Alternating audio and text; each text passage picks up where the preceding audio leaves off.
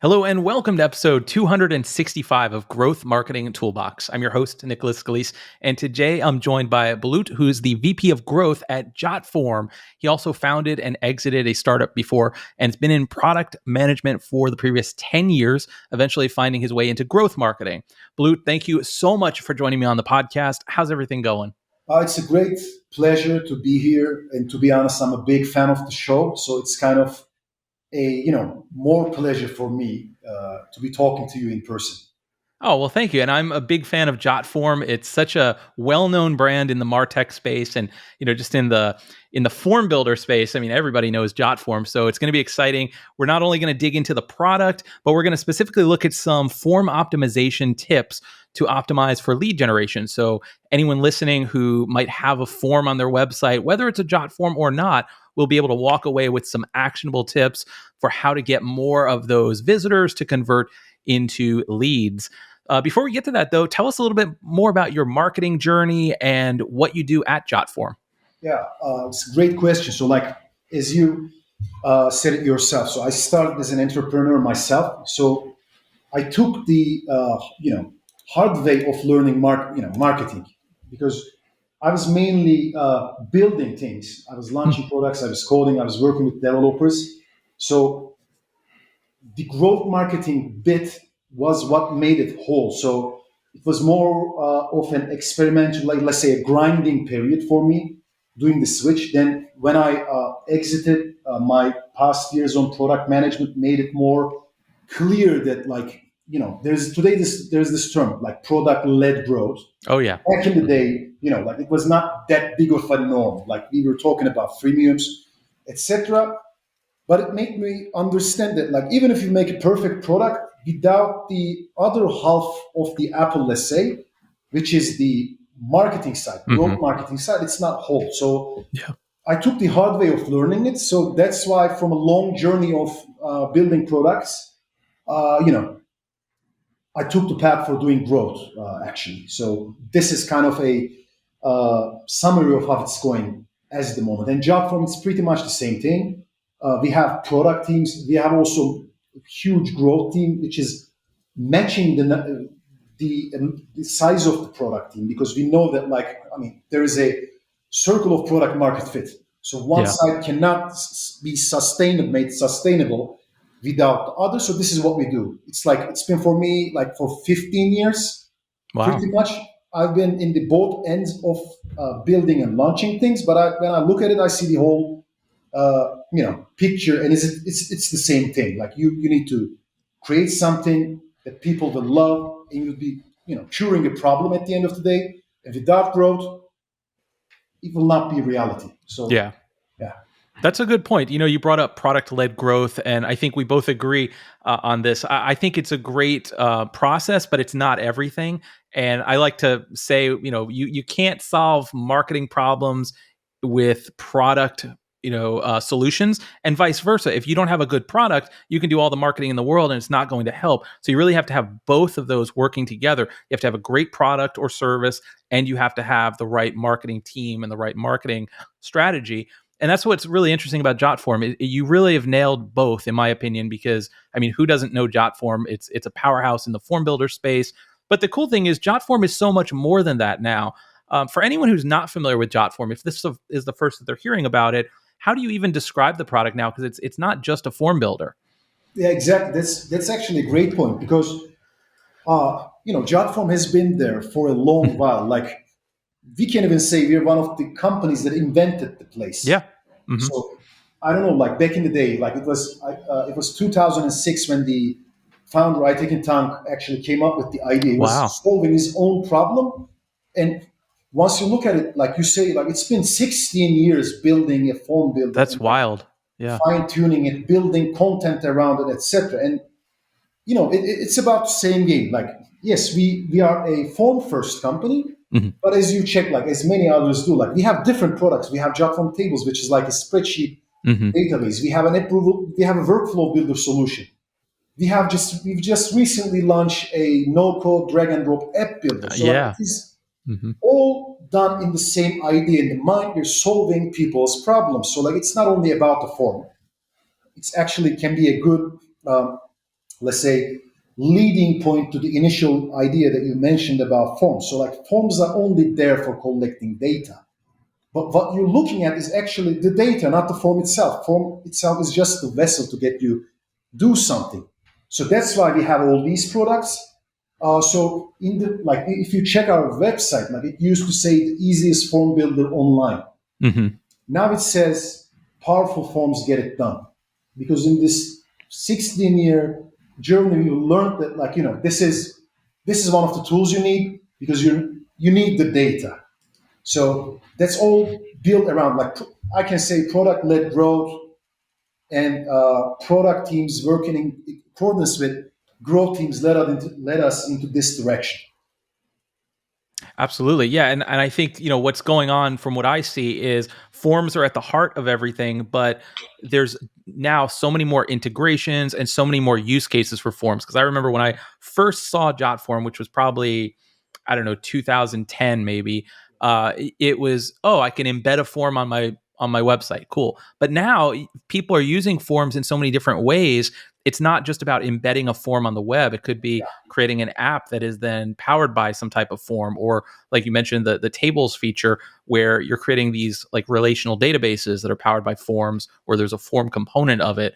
Maybe tell us a little bit more about this interconnectivity and this, world that we live in where marketers need to do more than just use forms. They need to make sure these forms are connected together to all these different parts of their businesses. Yeah, exactly. Like I like to think about it like this. You can see resemblances in the like while you're building a software, like you Yeah. build a stack of databases, right? Or this is an example from the technical end, but like think about your actions every day. In order to get anything done, you need to ask multiple people different types of information, and not all like and only by combining those information or like getting this information and putting what you collect into some form makes you actually do something. Let's say, like for example, take this what we're doing right now. So you're asking me questions and I'm giving Hmm. you some answers. A conversational form, like we do have Jotform card forms, for example, Hmm. can take place of this communication, but it will not make it up there yet because you need to take this data and turn this into a video, right? So, I mean, this is in one day, I believe this will become technically possible. Turning a conversation into a video, as if that I'm speaking by the technologies like OpenAI and so on. But Oh yeah. if you look at it from everyday perspective, like from a market's perspective, what we do, like we send newsletters, we run Hmm. campaigns, and all of them, like you either collect leads by making your users fill forms, or let them click to some CTAs, and even if forward them to sign up to some services, make online payments to your subscriptions, etc. So these are all actually some ways of making people and Hmm. systems communicate, and forms are the interface to it. So like we offer more than hundreds of different integrations, like everything you can imagine, and like these are done natively. You can not only talking about what you can do by Zapier and so on. Hmm. Like you need to, for example, from a marketer's perspective, you send a newsletter, a lead goes to HubSpot, some other information goes and fills something in Mailchimp. You turn this into an app, and Jotform apps, for example, make user install it into its mobile phone, make this a recurrent communication, because it's like, again, it's communication between people and systems. That's why integration must go both ways in a very widespread manner. That's Yeah. what we are trying to achieve. Absolutely. And an interesting note for anyone who's looking for a form builder, you mentioned the number of native integrations that Jotform has, which I believe you said is over 100, which is a really important selling point when you think about it, because a lot of form tools, they just say, hey, we connect to everything through Zapier, but that becomes a very expensive process. And for Yeah, my clients, one of the biggest expenses they have every month is their Zapier bill from, when look at the marketing stack, what they're paying for, because it goes up and up every month. So if you're able to offset that cost and not require a separate tool, even though I love Zapier, nothing against them, if you're able to do it in house with one tool with these native integrations, that can be a great value proposition right there to make that switch. Yeah, exactly. That, like again, uh, based on the same idea, Hmm. making the lives easier, solving problems. So again, Zapier is a great tool. There are even alternatives to it, but like we Yeah. want to be a some sort of a single pane of glass if you have a form first business. That's why it's 100 plus right now. I wouldn't be Wow. surprised if 10 years from now it's gonna I don't know 1,000 plus whatever Yeah.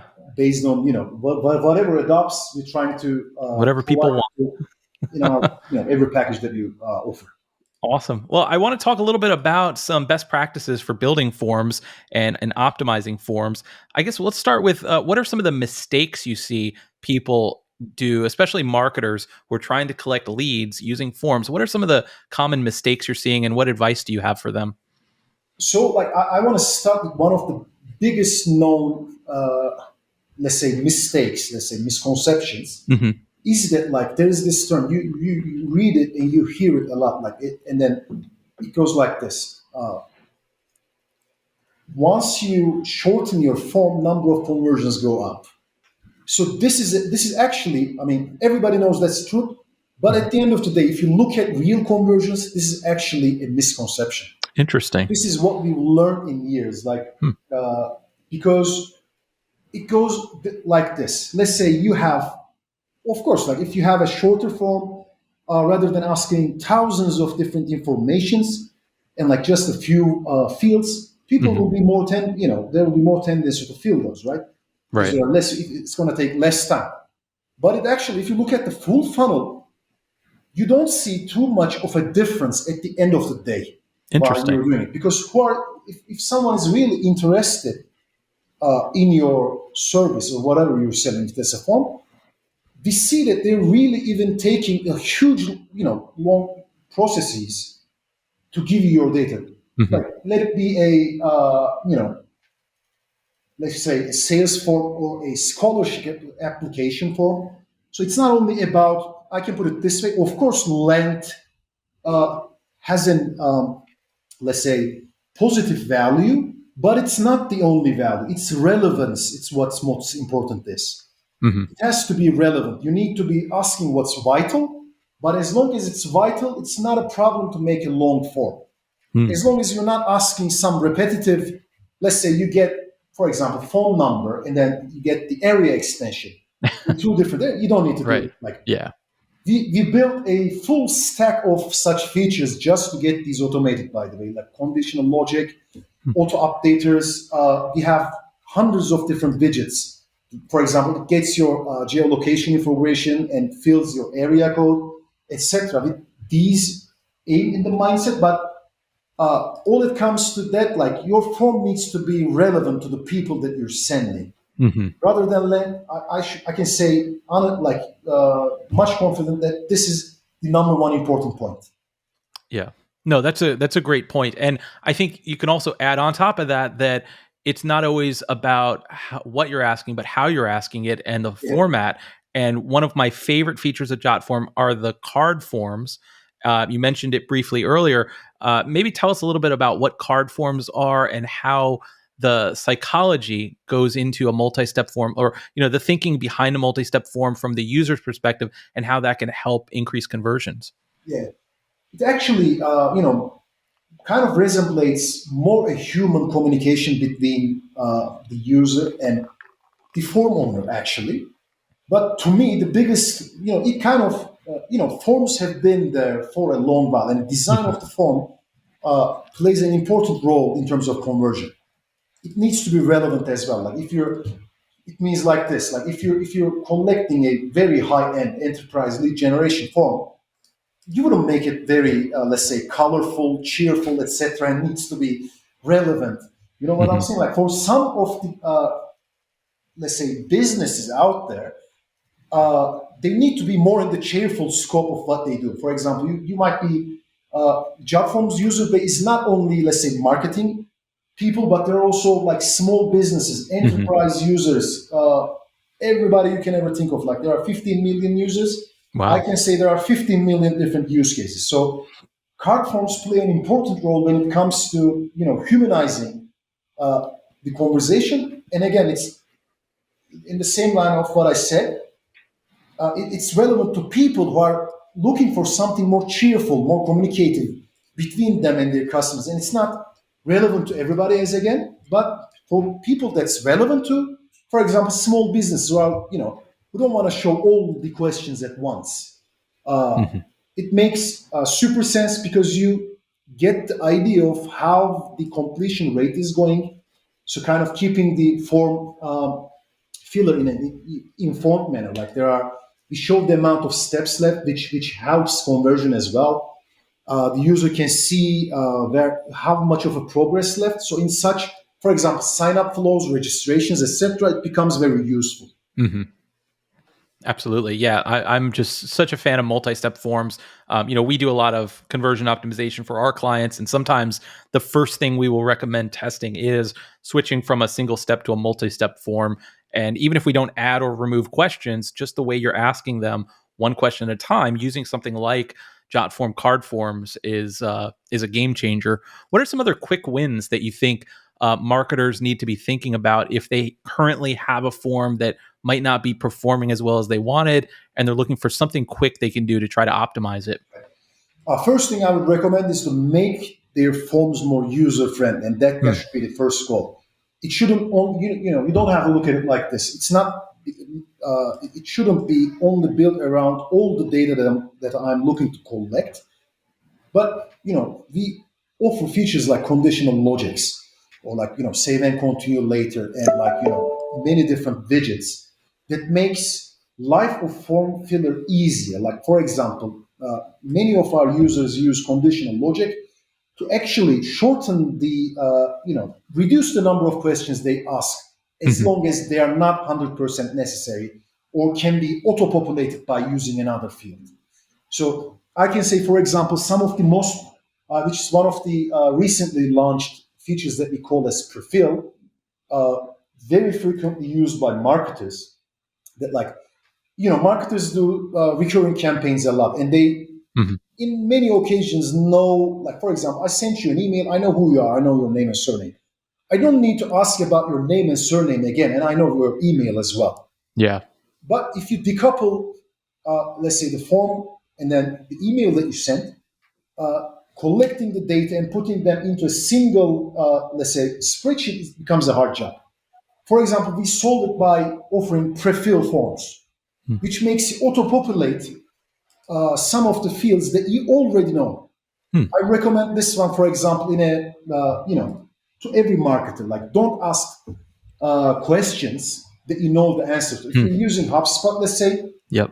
and I'm sending you, Nicholas, a form, I know your name, surname, I know your email, Email. Yep. location. So you can receive an email, all these auto-filled, and you'll be asked for only a single, let's say, different field. So if you Interesting. Yeah. reduce the length by doing so, it makes sense because it's still relevant. Interesting. Now with prefill, I have not used this feature yet, but I want to. Does it hide the fields that are already known? Like, would I not even see email if you already know my email, or does it just pre-populate it and I'll see my email in the space? That's a great point that you actually shed light on, because we can do both of the Okay. approaches. Again, like Jotform's biggest offering is the versatility Yeah. from that point of view. Yeah. So, for example, you can make them visible Hmm. and pre-populate them and make them visible and make them hidden as well. Oh wow. Yeah, so, like, you can end up seeing, for example, and I can be asking you for let's say, you can be receiving a lead generation email, and as the end user of this form, you can only see a single field, and all of your information could be there already in an invisible manner. In a hidden field. Yeah, yeah, Yeah. as a hidden field. That's very powerful. Yeah, imagine the possibilities there. So yeah, that's a really cool feature. I'm gonna have to give that a try. Going back to the psychology of forms, another thing that I see happen all the time is you don't. I see a form that doesn't have clear instruction of what's going to happen when I fill out the form. It's just Yeah. here's the form fields. It has a button that usually says submit, which is like a terrible call to action. What are your thoughts on that? Like, how should marketers be thinking about all the stuff around the form fields, the CTA button, the form header, maybe a subheader, to give some additional instruction and direction to the visitor so that they know what's going to happen when they fill out that form. Exactly. Like again, all of these are all in the should be providing some context to what you're asking for. I really like to see it as a human communication. Like if I come to you and say, give me your ID, give me your name, you wouldn't be doing this actually. But if I give it a context, I'm asking this for because of this and this reason. So subtitles, tooltips that we provide are all there for this reason. And then there is one thing that I want to focus on actually. This is one of the most important, let's say, aspects of every form is the thank you page actually. Mm. So there is the submit button, yes, and then once you fill the form, the conversion doesn't end there. So you need to give some context about the next stages of what's going to happen. So that's why we offer. We recently revisited this feature and gave huge amount of customization features under the thank you page. Like you can design it, show information. You can ask form owners question. You can make the form filler sign up to Jotform and start communication with the owner of the form over Jotform sandbox. All is done over this thank you page. Mm-hmm. Because like once again, like as you said, exactly as you said, the subtitles, titles, tooltips, information boxes are there to give you information while you're filling the form. But it never ends there. There is the aftermath of it. So we built this thank you page. I recommend it to everyone because it goes like this. All right, I filled this form. So what's next? Yeah. So thank you page gives you some information. So again, another tip would be in the let's say same idea that is what we call as autoresponder emails. So you need to give your user kind of an acknowledgement about that you received what you've been asking for, and these are going to be my next stages, and that's why I collect this information. So it might not help in terms of form conversation itself, but it helps a lot in the following steps because the funnel never ends there. There are additional steps. That's a good point. Yeah, and there's a great opportunity there to get someone to take another action, and that's when they're most likely to do something else because they've just taken the first action by filling out the form. So I love that Jotform gives all these features. I'm sure we could talk for hours about all these different tips. One other thing I wanted to ask you before we wrap up, Jotform recently did a brand refresh. Out of all the brand refreshes that have been going on lately within the MarTech and productivity tool space, I think personally, I think Jotform nailed it. It's a beautiful redesign. It's a beautiful logo.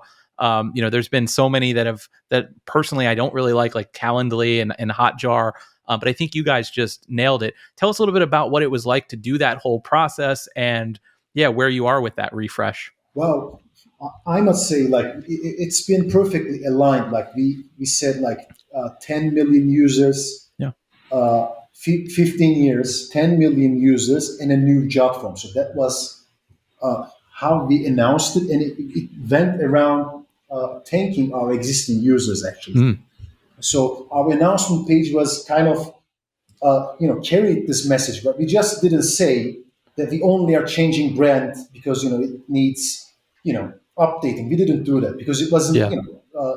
We wanted to thank our existing users because they were the one who took Jotform from a form builder and then to this huge platform of solutions by solving their problems. So we built it around them. We, of course, there was, from the MarTech point of view, there was too much analysis, talking to our customers, understanding how they see and perceive Jotform.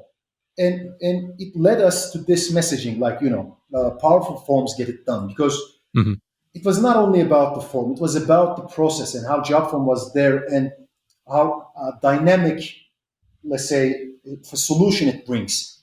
That's why we picked those colors, we picked that approach and ended up thanking our users, actually made them theirs more than ours, because we highly believe, it's not just, I can honestly say, it's not pure marketing. We believe that we build it with them, and then branding messaging was built around it as well. So, of course, it was a fun event. It was tiring as well. It was long hours Yeah. non-sleeping nights, but we did a good party, internally. So I can say there was a good journey at the end of the day. Nice, nice. I think it was well done, and yeah, I love how the logo still has sort of the reminiscent, pencil from the previous logo for anyone familiar with the old logo. So it's still, it still has its roots there, but it's just a well done refresh.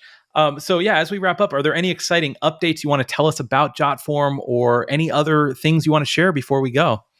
Well, I can say, people to, keep locked in watching, because we'll be having new announcements in the coming months, I can say, because like, we keep on, releasing new products, new features, because we keep on seeing new problems every day. So it's going to be a very fun and exciting year for Jotform. We will keep building on our form builder use cases. So this is a good recommendation coming from another fellow Martech personality. So we're going to make everybody's life easier, hopefully with a single pane of glass. Exactly. Nice. And so if anyone wants to give a Jotform a try, it's a free product, right? You can get started for free. You can use, what is it? I believe it's 5 forms for on the free tier. Actually, yes, and we provide all the features we have, so you can come and try it. You can get the full Jotform Mhm. experience, even with the freemium model.